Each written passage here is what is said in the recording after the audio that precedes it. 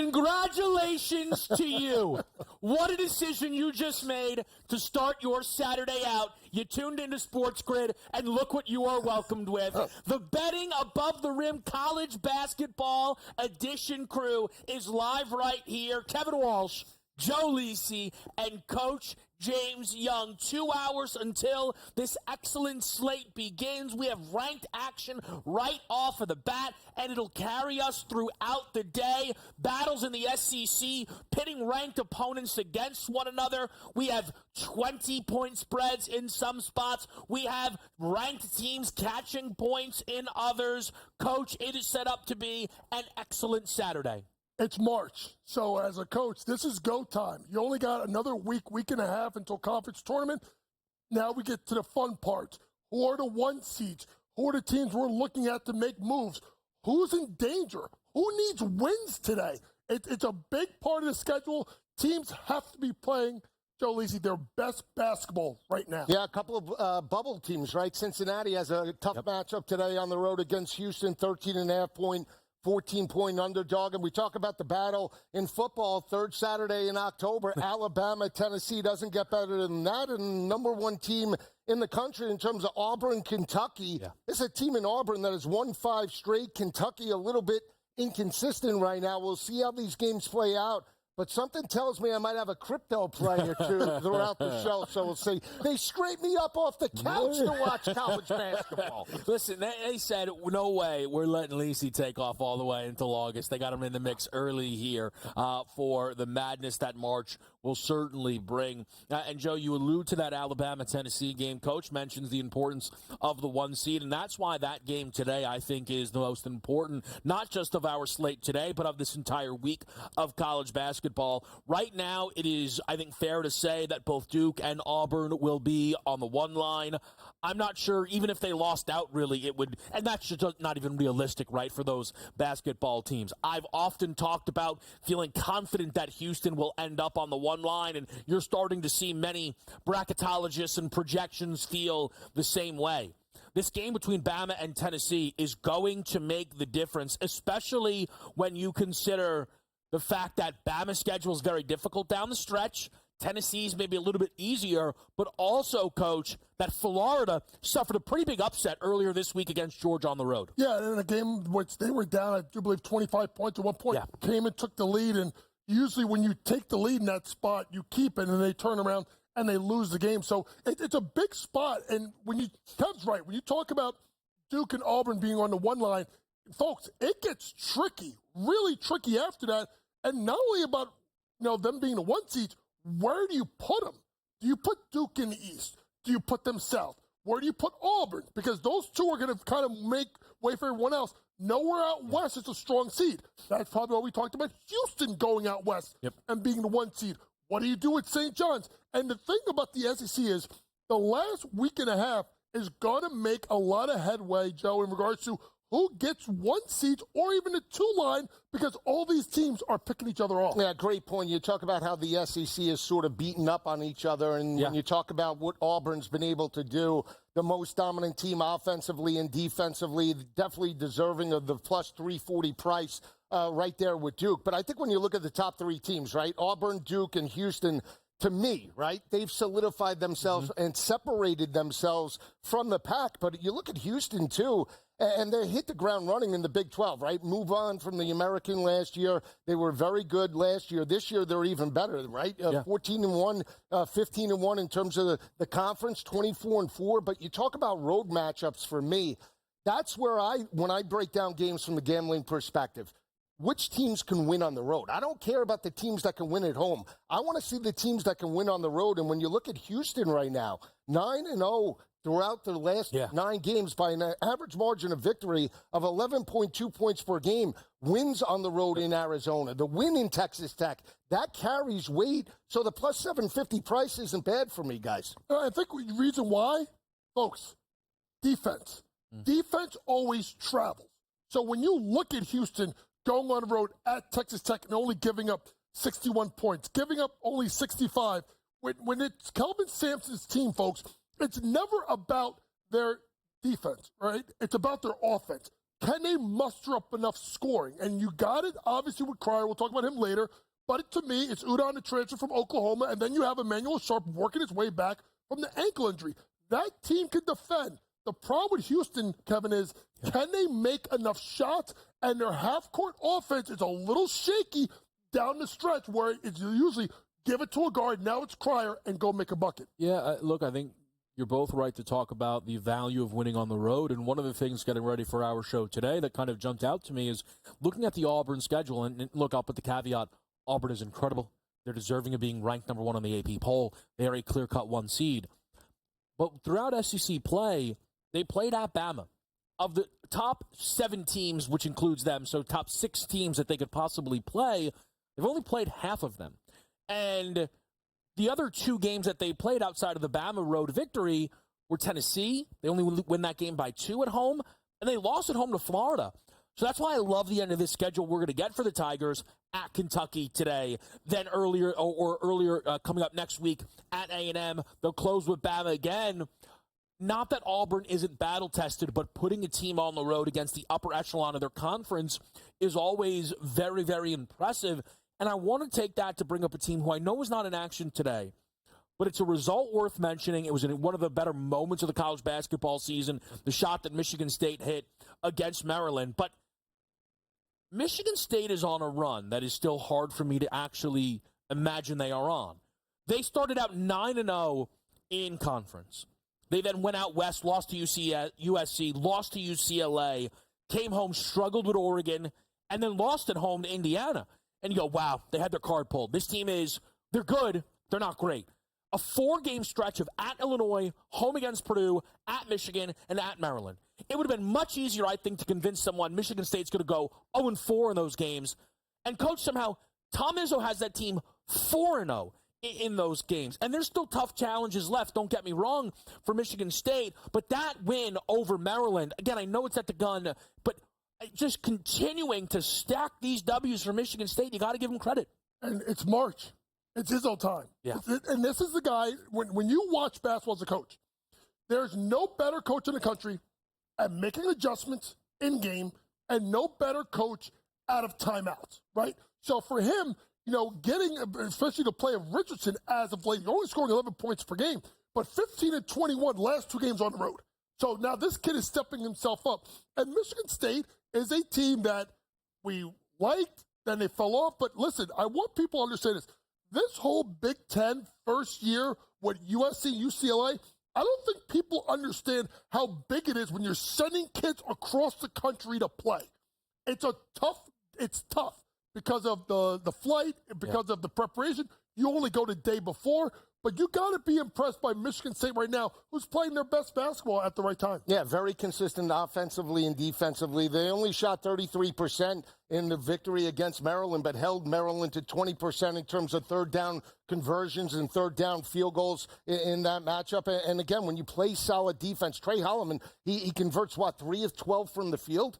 He had such an off night, but hits the buzzer beater. They're in each and every game. Yeah. They rarely get blown out, and that's why when you say as they trend towards March, they're a team to keep an eye out. At 30-1, they have great value. That's what you want to see. And Coach talked about the logistics of moving into a new conference. That's something definitely to keep an eye out as the season progresses. And I know we are coming up against the break, but we are going to get into the national championship market. Some action already placed down. That Sunday slate features Michigan State. It features another interesting team to some of us on the desk. We'll talk about that. We'll talk about a changing market for the Wooden Award race. Janai Broome back to the favorite over Cooper Flagg. Do we agree?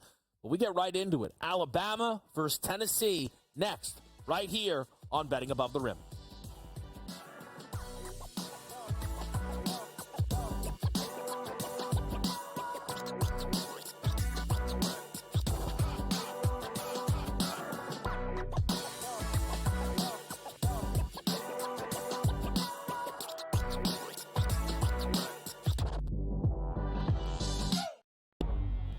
Two guys that can do it all. Too much electricity this morning. This is a good time. We're having a lot of fun. I had to do a triple take. Ka-ching!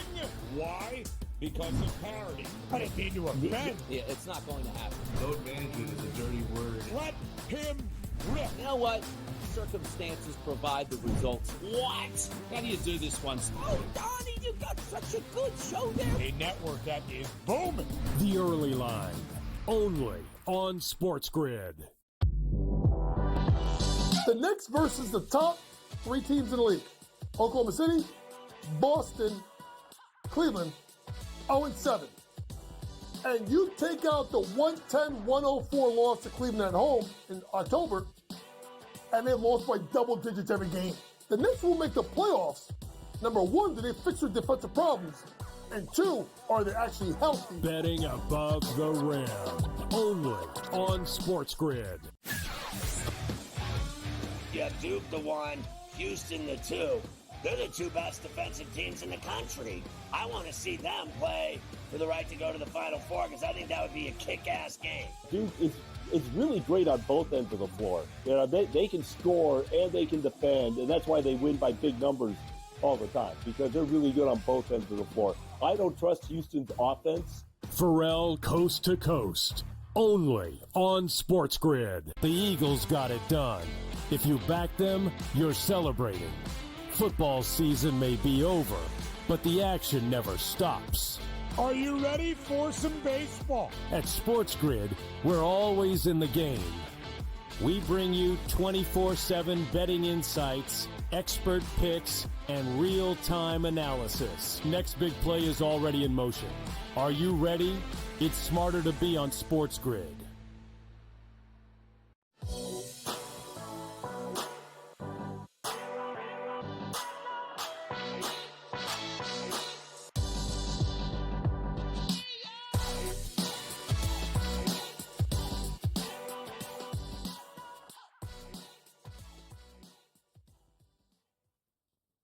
Back to you right here on SportsGrid. Coach James Young, Joe Lisi. I'm Kevin Walsh with you on this Saturday morning where we wait until the very best game on this slate, no doubt.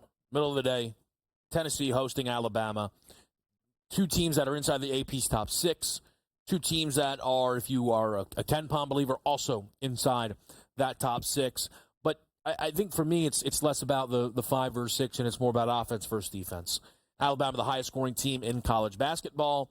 The highest tempo team in college basketball, the 3rd team in offensive efficiency. If you have at any point come across me talking about Bama, you've heard me mention this a number of times, and I'm going to keep mentioning it. If you look at the top 10 teams in tempo in college basketball, 8 of them are outside of the top 100 in offensive efficiency. There's another team who is outside of the top 50, and then there's Bama who is 3rd. Their games are occasionally, I think, tough for odds makers because they can't set totals high enough. They end up with these games where there's 200 points on the board. Look at the game against Miss State, where Miss State scored 27 first-half points. Game total, 174.5. If someone is a 27-point quarter or half in a college basketball game and totals 174.5, you'll be able to shut that off, wake up, and check the account with a couple more dollars in your pocket if you played under. Not close. I think it was a rocket ship flew. They're still scoring in that basketball game. But then there's Tennessee. A top 5 scoring defense, and defensive efficiency-wise ranks number 1 in college basketball. I want to go to you first on this, Joe, because you and I last year throughout the tournament, I felt like we were working every Bama game together. And Oates is someone whose style isn't for everyone, but it feels like he's going to continue to stay true to it, but he's leaning even more into it. As somebody who last year was invested in Bama, how do you feel they stack up year over year? I think they're better this year. I really do. And again, you look at the dominant performance on Wednesday night against Miss State. They lay 8.5 at home, and they absolutely smashed them by 30-plus points. They shoot 48% from three-point land. You know, Chris Youngblood with 7 of 11. Chris, don't call me JoJo Youngblood. Steps up with 7 of 11 for 3, and then the catalyst, Mark Sears, the point guard, right? You talk about a team right now in Bama. They've won 3 of the last 4 games on the road. That's important, right? They lost at home a couple of weeks ago to Auburn, but they bounced back in a big way, especially the last game they played against Miss State. They've lost 3 straight in the series to Tennessee, and this is the style. I think when people look at the total today, 158.5, people say under Tennessee, over Bama. I see it a little bit differently. And to your point, when you look at Tennessee, defensive-minded team, last 10 games, they've averaged total-wise 134.1 points per game, right? You're getting 24 points discount if you want to take the under. And I think Tennessee will look to slow this game down in terms of the 70s. But I still think Grant Nelson, Mark Sears, and this team, they've won 9 of the last 11 games, Coach. I think they can go on the road, catching 3.5 points. I think they can win this ball game outright. Yeah, I agree. And by the way, my best bet at the end of the show is coming from this game. And I think when you look at this matchup, you guys are both right? Styles make fights. You always hear me talk about this. Offense versus defense. But the way Nate Oates' team pushes the pace and tempo, the propensity to shoot a lot of three-pointers means more possessions, long rebounds, which then leads to leak out and run outs the other way. So that's why even when Alabama's not making threes, a team like Tennessee may get caught in a track meet because if those long rebounds off the three-point line going the other way. And if you think about this, every game since January 14th, an Alabama game, at least one team has scored 80. At least 8. And most of the time, it's 90 or above. So to me, they're going to do what they're going to do, which is really push the pace and push the tempo.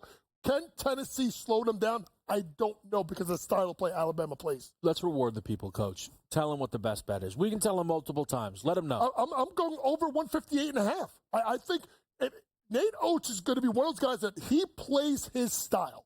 He's not going to change for anyone. They don't shoot pull-ups. It's 3 in the key, and they will get this game into a track meet because also some of their guards, like Sears, are going to leak out. I think they want to get the game up in pace, so I think over 158.5 is my best bet. So I'm struggling with the total because I was initially leaning towards the under. I haven't played it just yet because I feel as if when Tennessee gets into these games, JY, and maybe I'm leaning too heavily on a sample size of them playing Kentucky, but it is the most comparable opponent that you could possibly have, I think, for Alabama. Tennessee seems out of sorts to me offensively, Coach.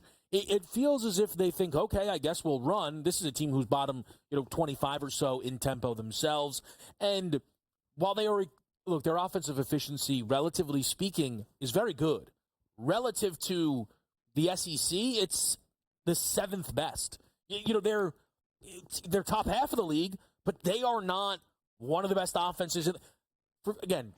I use the Ken Pom numbers. I think they're great to use. I think they give great context.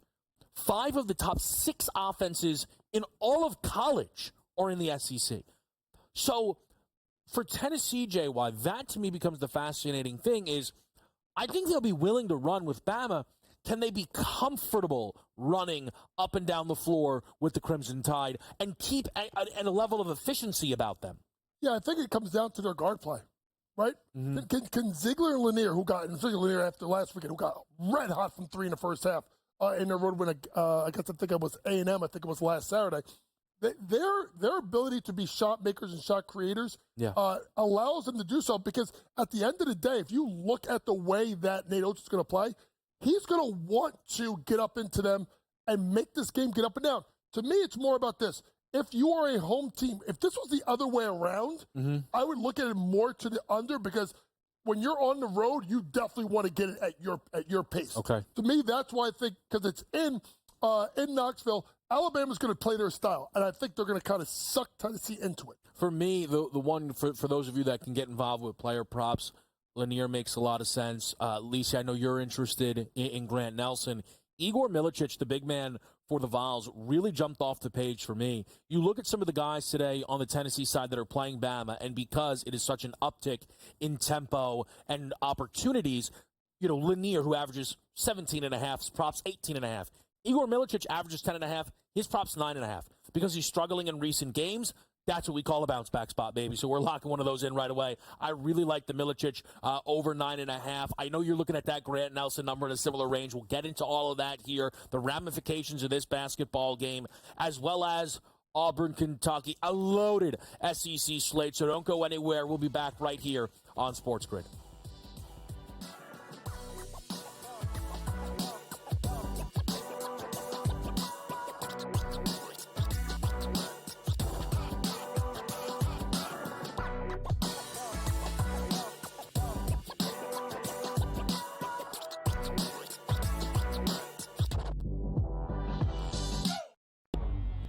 Two guys that can do it all. Too much electricity this morning. This is a good time. We're having a lot of fun. I had to do a triple take. Ka-ching! Why? Because of parity. I didn't mean to offend. Yeah, it's not going to happen. Load management is a dirty word. Let him rip. You know what? Circumstances provide the results. What? How do you do this one? Oh, Donnie, you got such a good show there. A network that is booming. The Early Line, only on SportsGrid. The Knicks versus the top 3 teams in the league. Oklahoma City, Boston, Cleveland, 0-7. And you take out the 110-104 loss to Cleveland at home in October, and they lost by double digits every game. The Knicks will make the playoffs. Number 1, do they fix their defensive problems? And 2, are they actually healthy? Betting above the rim, only on SportsGrid. Yeah, Duke the 1, Houston the 2. They're the 2 best defensive teams in the country. I want to see them play for the right to go to the Final Four because I think that would be a kick-ass game. Duke is really great on both ends of the floor. They can score and they can defend, and that's why they win by big numbers all the time, because they're really good on both ends of the floor. I don't trust Houston's offense. Pharrell coast to coast, only on SportsGrid. The Eagles got it done. If you back them, you're celebrating. Football season may be over, but the action never stops. Are you ready for some baseball? At SportsGrid, we're always in the game. We bring you 24/7 betting insights, expert picks, and real-time analysis. Next big play is already in motion. Are you ready? It's smarter to be on SportsGrid.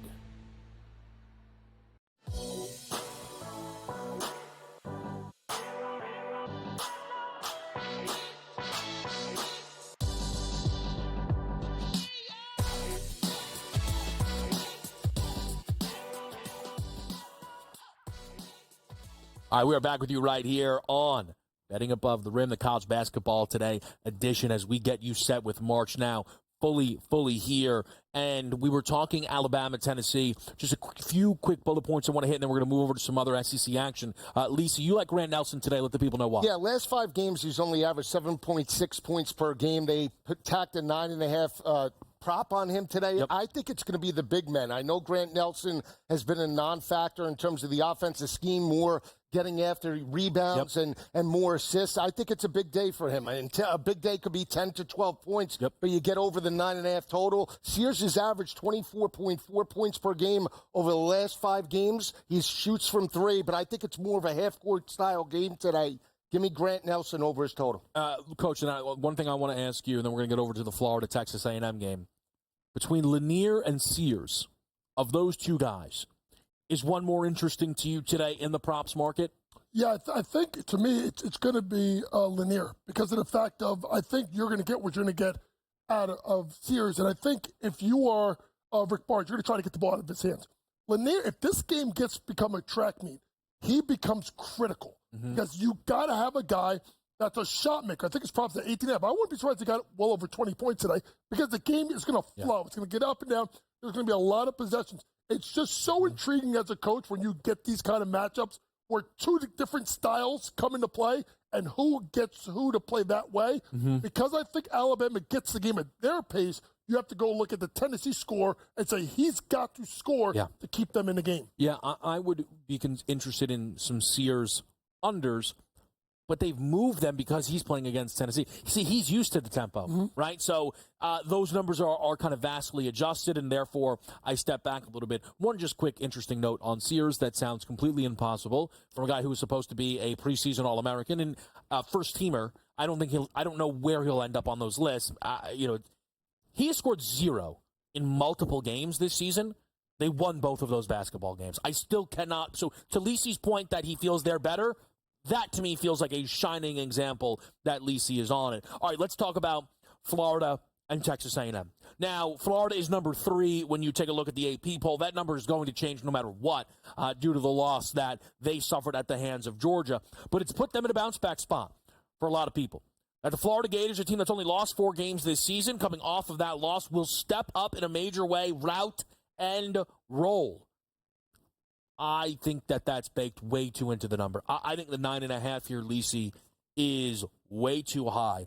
I don't think that these are even teams, but unless home court advantage is worth 6.5 points. I think that this is too much. Buzz, baby. I think he gets his team today ready to play off a 3-game losing streak. He knows they need to step up. Yeah, a 3-game losing streak. Texas A&M, to your point, they've lost those games by an average margin of defeat of 8.6 points per game. So you talk about this team going on the road, catching basically double digits. I like Texas A&M in this matchup. That's not to take away from Florida. You look at Florida, they lose to Georgia, but they had games. They've won 6 of the last 7 games. So from a schedule perspective, I think it just caught up to them on Wednesday night, especially when you shoot less than 35% from three-point land. They chucked up 32 shots, and you trail by 25. That's a very difficult deficit to come out of.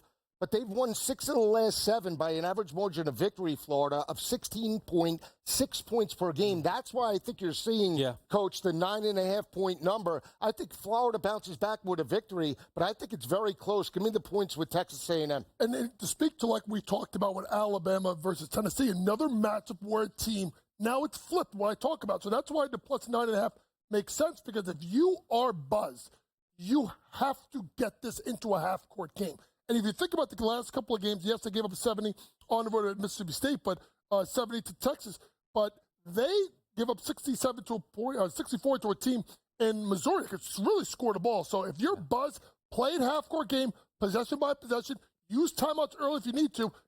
Take the point with Mississippi State today. I'm sorry, Texas A&M today. And one thing just to keep in mind, but, for Florida off a bounce-back spot, they might look to their leader who is battle-tested and went to a great program. Of course, I'm talking about former Iona Gale and now Florida Gators. We were waiting for that to come in. Walter Clayton Jr. I mean, come on, we got to talk about it. I mean, this is our current claim to fame in the college basketball world. Though they got a big win against Niagara just yesterday. You didn't think you were going to get some Gales with me back here in the mix on BATR? You're absolutely out of your mind. We're coming up against the break. When we get back, can Kentucky get it done against Auburn? Is Mizzou in some trouble against Vanderbilt? Miss State laying a ton. I think Lisi's been on every Arkansas game this season. I imagine it's somewhere on that card for him. We'll get into it all right here on SportsGrid after this quick break.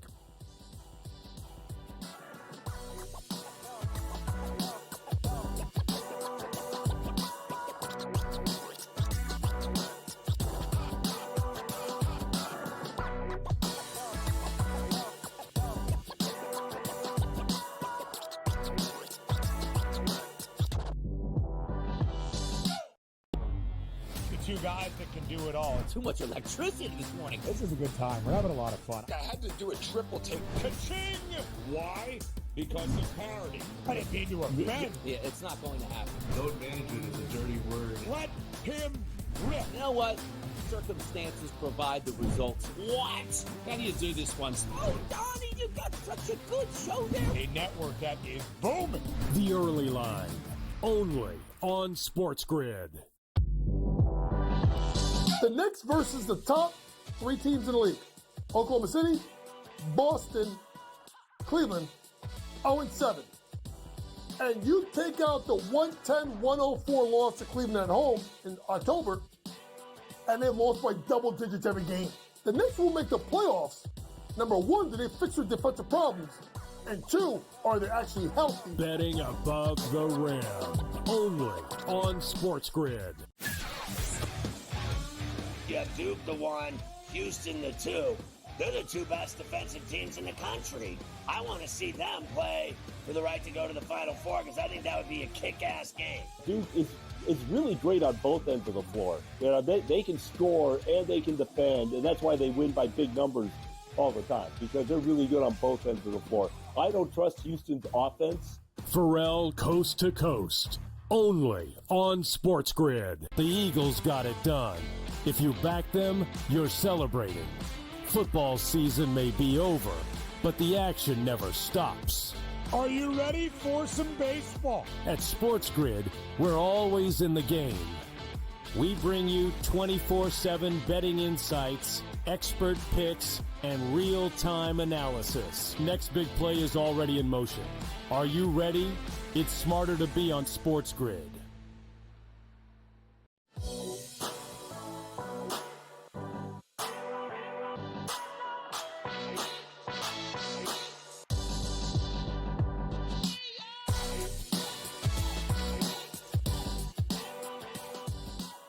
Back right here on SportsGrid. The SEC has been, I don't know, man. I mean, I'm kind of at a loss for words. It's been otherworldly to watch. And occasionally, I feel every year we conference that's better than every other conference. And I'm like, all right, let's ease up. Like, they beat each other. That's why we view them so well. The SEC this year felt different because it was the out-of-conference domination that changed everything. We had a SEC-ACC challenge. Incredibly, the two losses were Kentucky and Auburn, but there were only two losses. I mean, they smashed that conference. They occupy 4 of the top 6 slots on KenPom. They presently, right now, inside the top 25, half of the SEC can be found. 12 teams inside the top 40. The worst team right now in the SEC is South Carolina via KenPom, 80th. I mean, it has just been, Coach, otherworldly to see how great all of these teams within one conference are really viewed. Yeah, and I think what that lends itself to is battle-tested. Every night you're going to get battle-tested. And it doesn't matter, Kevin, if you're at home or on the road. If you don't come ready to play in the SEC, you're going home with an L. So it speaks to the style of play now. You get worried sometimes. Remember, we talked about this last year with the Big 12, and they were the best team. And then they kind of flamed out a little bit in the NCAA tournament. So they still have to do it when it comes down to it. But when you look at it, Joe Lisi, up and down the board, great games in the SEC, great talent. And for me, I love great coaching. Yeah, absolutely. And Nate Oates is one of those coaches. And I did want to bring up this to Coach because you look at the dominance in terms of the football aspect for the SEC. For years, they were like a middling conference in terms of basketball. Why? If you're Nick Saban and you're Alabama, you're winning 6 national championships and money's coming into the program, why can't you get the basketball guys to come to your school? Best facilities coach, right? It wasn't until Nate Oates got there that the real basketball program took off. Why is that? Same thing with, you look at Bruce Pearl, right? He moves from Tennessee to Auburn. All of a sudden, Auburn's a national power again. You know, Kentucky for years was the one team in the conference that you could say had consistency, but the football program was off. Then Mark Stoops gets there, the football program gets back, and the basketball program takes a step back. It is amazing to see the turnaround to really catch up with the conference on the football side. And when you really think about it, it's great coaches, but great facilities. But, folks, we're in NIL country, right? The SEC, because of the influx of money from the boosters that come in for the football, now gets siphoned off into basketball. So when you have great coaches, and look at what Mark Pope's done at Kentucky, you look at Buzz Williams, who's done it at multiple stops, going to a place like A&M. Obviously, you know, Nate Oates, what he's done. All these guys, Rick Barnes is a seasoned pro. These guys are all great coaches. You could look up and down the line, those teams in the top 25, and look at how great. I mean, Ole Miss isn't even ranked. Chris Beard, to me, is one of the 10 best coaches in college basketball. Yeah. So to me, they have the coaching. But when you get, at the end of the day, guys, Kevin, when you have the NIL money and you can go into the portal, now, you got to do a good job of getting the right guys. That's where maybe Cal may have messed up at Arkansas a little bit, but they're still dangerous. You got the NIL money, you got the coaching. It leads to a lot of wins. Yeah, it certainly does. But also, if you are a conference, you have to get your coaching hires correct. And Kentucky this offseason was up against it. John Calipari decided to leave. Incredible, because many felt that Kentucky should fire Coach Cal due to his lack of tournament success and inability to understand who the best players on his roster. Look, man, don't make me litigate last season. We're going to be here all day long. But when Kentucky lost Coach Cal, they were out there trying to bring in huge names like Dan Hurley, Scott Drew. And they struck out on those names. Let's not pretend that isn't how it played out. And I think it all ended up being a gift, with all the respect in the world to some national champs in Drew and Hurley. But Mark Pope has done everything Kentucky could possibly imagine. And one of the things that, to me, feels palpable, Coach, is Mark Pope's love and respect for the program and how that translates to how they play at Rupp Arena. A building where, yes, Bama did get them. That's the only game that they've lost under Mark Pope at home, as well as the Arkansas game, which is obviously just totally incredible. They have wins over Florida. They have wins over Tennessee in this building.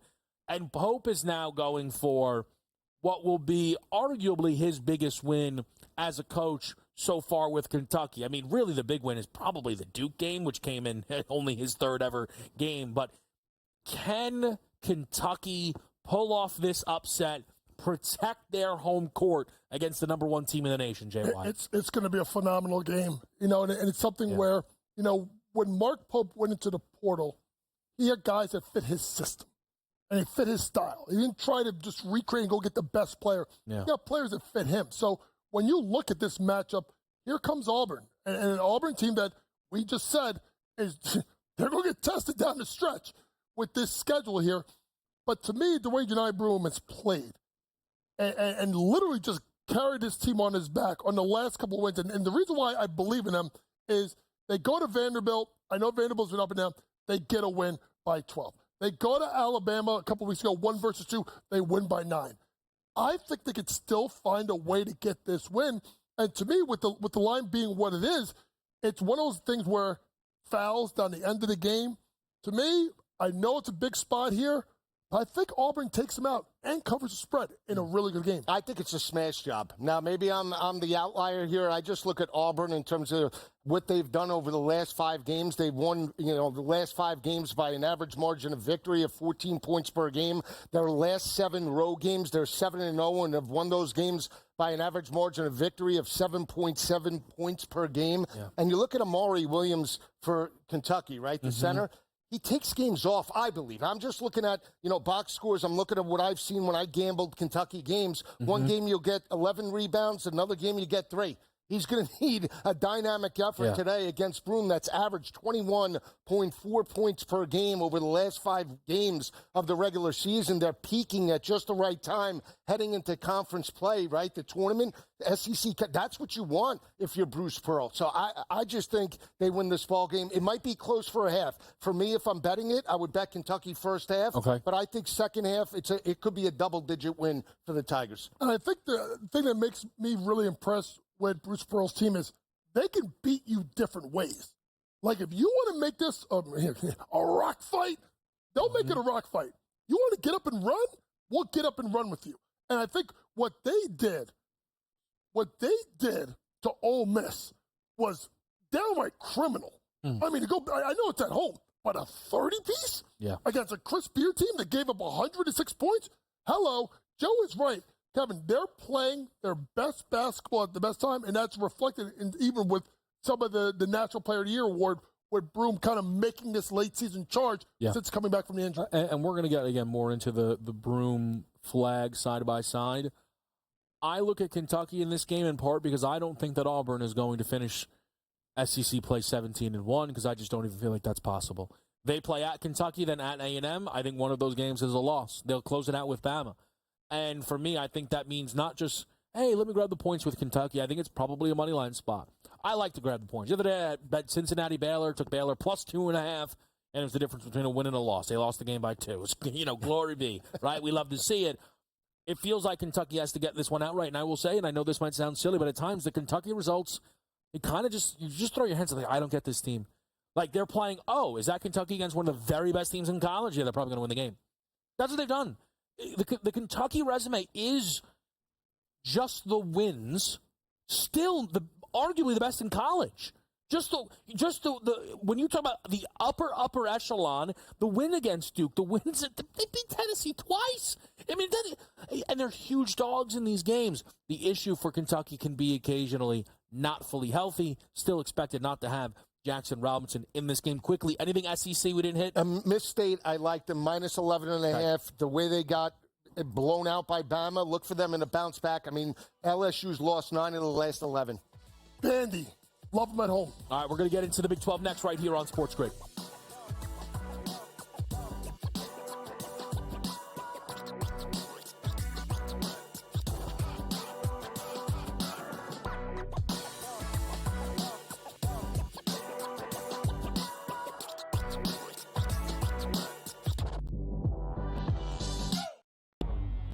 two guys that can do it all. Too much electricity this morning. This is a good time. We're having a lot of fun. I had to do a triple take. Ka-ching! Why? Because of parity. I didn't mean to offend. Yeah, it's not going to happen. Load management is a dirty word. Let him rip. You know what?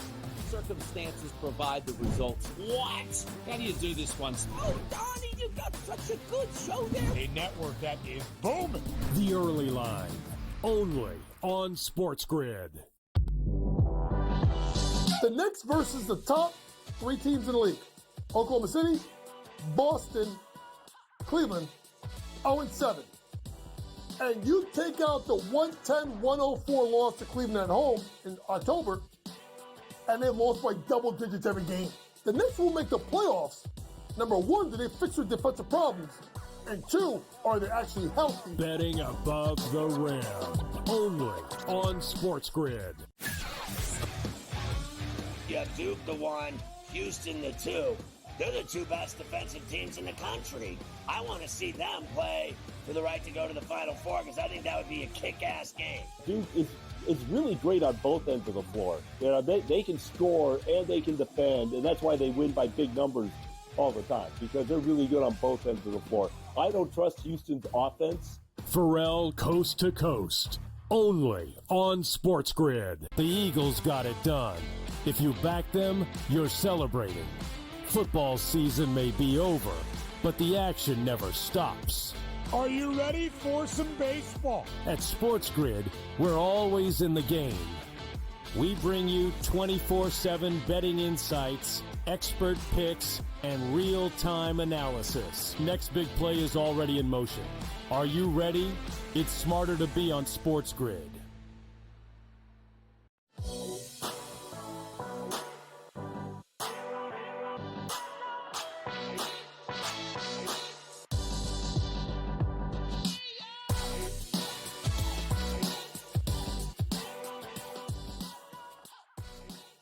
And we are back with you right here on SportsGrid. It is Betting Above the Rim, the College Basketball Today edition. Kevin Walsh, Joe Lisi, and Coach James Young from the SEC to the Big 12 we go. And we have a lot of great games on this slate. I want to start, though, with the ranked battle between Iowa State and Arizona.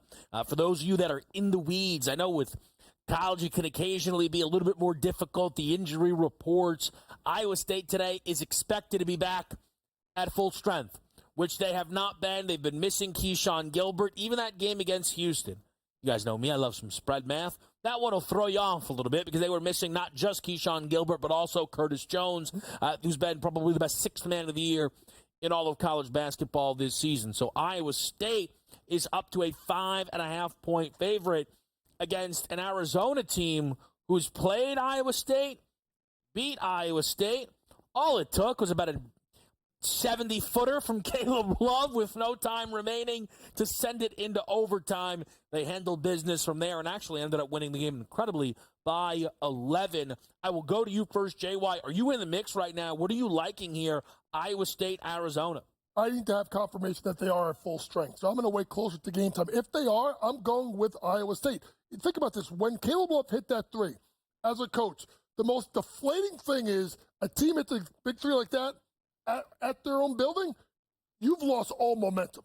It's hard to come back from that. So that's why it made sense why Arizona would then pull away. But when Iowa State is at full strength, which is basically not been all year, talked about last weekend missing 31 points per game with those two starters being out.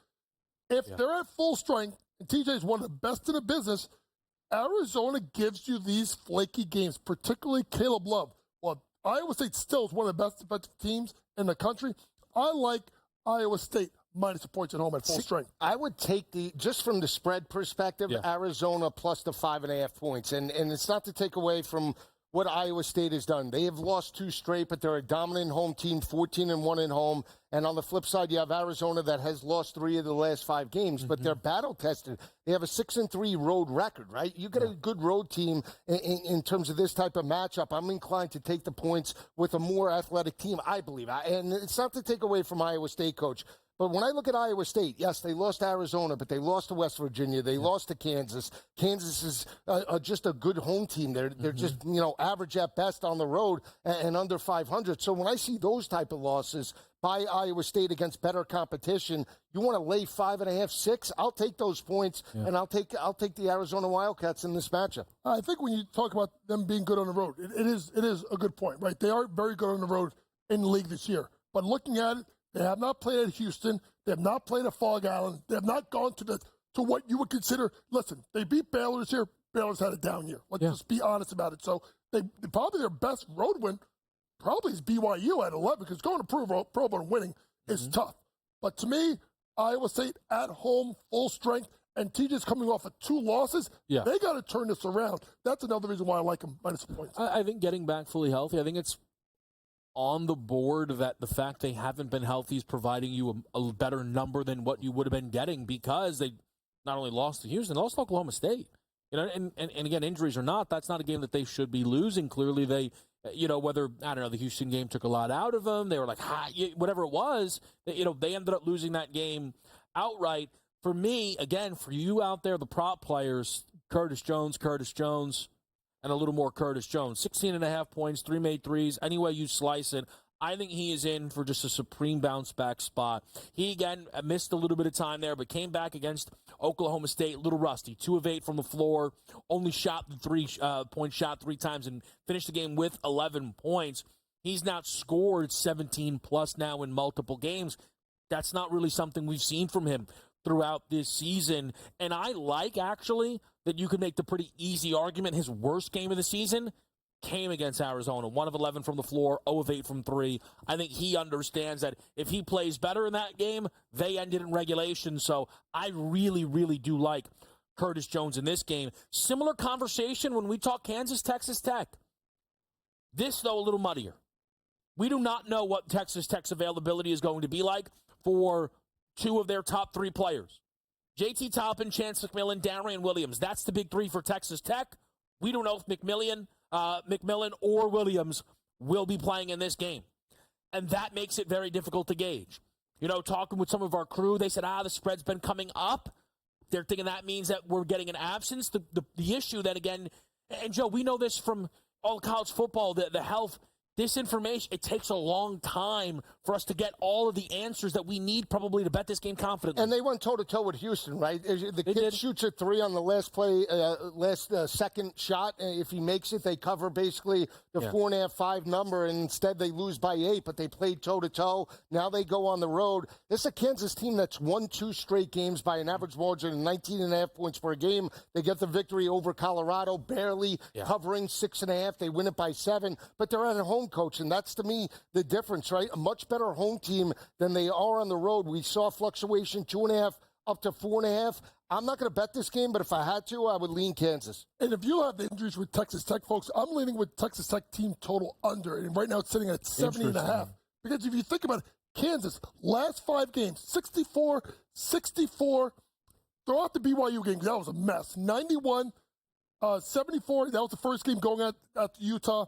And then 59 against Colorado. Yeah. This is a Kansas team that the last 2 games have shown me the defensive side of the ball, that they have to play at an elite level to make a charge. So if you look at Texas Tech with the injuries, Kansas playing better defense, 70.5. I would go under that with Texas Tech. So I was tempted to play the full game over, right? 144.5, and say, okay, maybe the Jayhawks come out, light it up. They shot the 3 terribly despite the win against Colorado. Or what if I get the guys back? For people that Chance McMillan leads the country, not just this team, the country in offensive rating. So I would, if these guys are back, would this total close 148.5? I feel like it could go well up. And sometimes if I'm working at a deficit, maybe I still get some good shooting out of some other guys to step up. I've decided I'm going to wait and get the official word before I'd rather bet 148.5. And I know everybody's out there playing, then end up with, or I'd rather bet what if it falls down to 140.5? Everybody's out. So we're going to wait and see. We're going to get more into the Big 12, including the Houston Cougars, next on SportsGrid.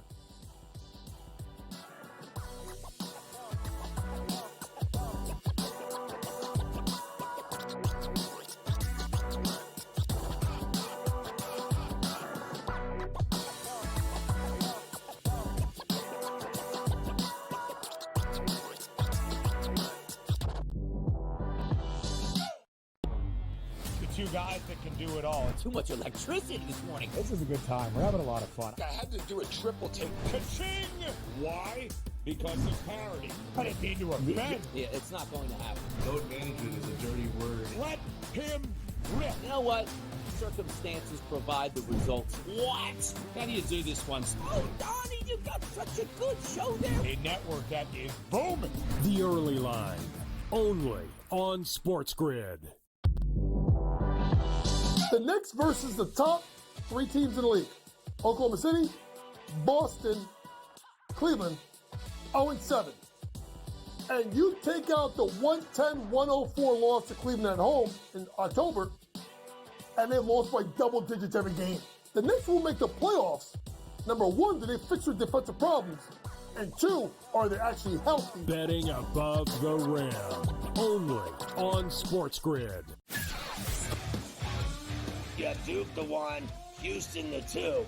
They're the two best defensive teams in the country. I want to see them play for the right to go to the Final Four because I think that would be a kick-ass game. Duke is really great on both ends of the floor. You know, they can score and they can defend, and that's why they win by big numbers all the time, because they're really good on both ends of the floor. I don't trust Houston's offense. Pharrell coast to coast, only on SportsGrid. The Eagles got it done. If you back them, you're celebrating. Football season may be over, but the action never stops. Are you ready for some baseball? At SportsGrid, we're always in the game.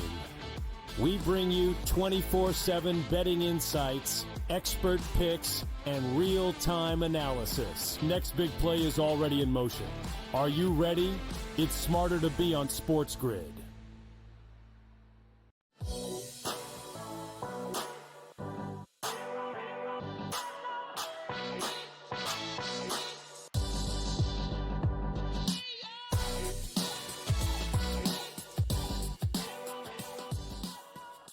All right, we are back with you right here on SportsGrid. I'm Kevin Walsh. I'm with Joe Lisi, and I'm with Coach James Young. And in a little bit, we're going to get into the national title market, where I will speak nothing but positivity around this Houston basketball team that I never actually thought I would end up on coming into this season. However, most unbiased man in the history of sports media. What did you think? Here we go. You thought we were getting out of here. You thought you were getting out of here without that and an Iona reference. Wake up. Let's go. You got to wake up a little earlier than that if you think you're getting away with it. Oh, check Panther. Check Rocket. I love Cincinnati today. What a spot. It's one of the best spots I think we've seen of the college basketball season. Houston for some, have they beaten all the best teams within the Big 12? All right, well, let's see what they do against Iowa State. Thank you. That's a W. But they were injured. What about Texas Tech on the road? Beat them up. Thank you. That's W. But they're injured. Yeah, well, you know what? We don't care because we just got to share the Big 12 title again. It's probably not talked enough about the fact that this team was viewed as like they play in that conference and they showed up in the Big 12 and they win it every year now. I mean, it's pretty ridiculous. It's very impressive. But they now want to share the Big 12 title automatically. They play Kansas in 2 days. 14.5 to Cincinnati. I think this is a major look-ahead spot. I think Sampson's one of the very best. You could call him the best if you'd like, coach, in the country. But it happens to every single team. And Cincinnati has been playing really good hoop recently. And these are both super slow teams. Very hard to beat a team by 15 when the total is sub 125. I really like Cincinnati catching points, Coach. Yeah, and I agree with you. And then I'm as big of a Houston guy on this network, but you look at the Cincinnati team, folks, it's covered 6 of the last 7 games against the spread. And I know Houston's been red hot, and they've covered, I think, 5 of the last 6, but they've never laid more than 11.5. And that 11.5 point spread, one of them, they did not cover, and that was the Iowa State game at home. They only won by 6. So to me, two teams that play slow, if anything, I'd play this game live. Maybe if Houston gets off to a slow start, maybe that number comes way down. Maybe you jump on them in the second half when Houston could crank up the defense a little bit more.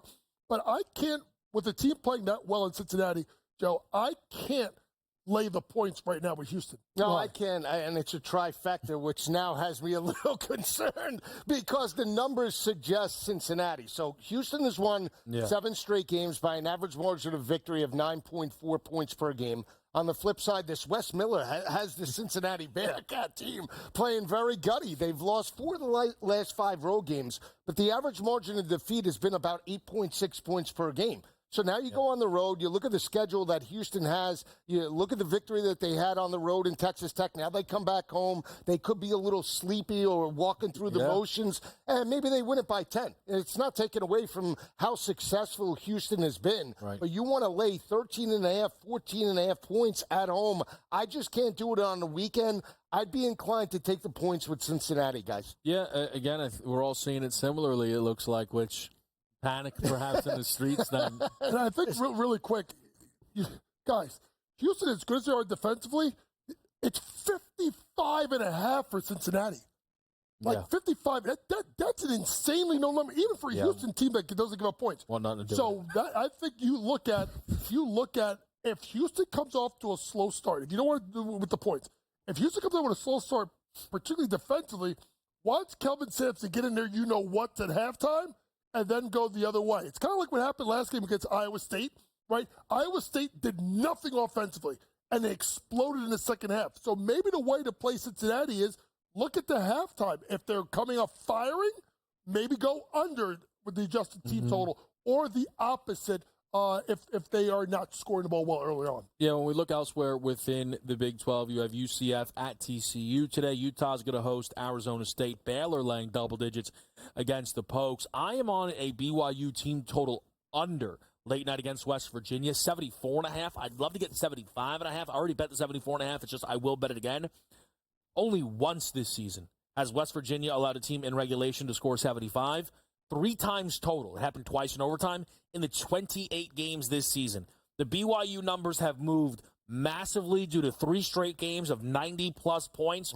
Good for them. West Virginia, as slow as it gets, I think they keep the Cougars in check offensively. Yeah, they're 4-5 in terms of road games this year, but they're on the bubble. They need a victory. 10.5. I like West Virginia. Okay. BYU has won 5 straight by 12.8 points per game. And Richie Saunders, 19.4 over the last 5. BYU wins, West Virginia covers. All right, folks, that is the Big 12. Let's get big picture.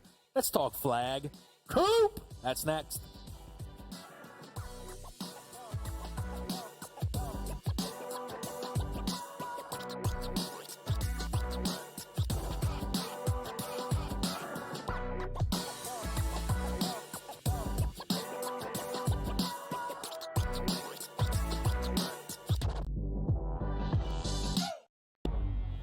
Two guys that can do it all. Too much electricity this morning. This is a good time. We're having a lot of fun. I had to do a triple take. Ka-ching! Why? Because of parity. I didn't mean to offend. Yeah, it's not going to happen. Load management is a dirty word. Let him rip. You know what? Circumstances provide the results. What? How do you do this one? Oh, Donnie, you got such a good show there. A network that is booming. The Early Line, only on SportsGrid. The Knicks versus the top 3 teams in the league. Oklahoma City, Boston, Cleveland, 0-7. And you take out the 110-104 loss to Cleveland at home in October, and they lost by double digits every game. The Knicks will make the playoffs. Number 1, do they fix their defensive problems? And 2, are they actually healthy? Betting above the rim, only on SportsGrid.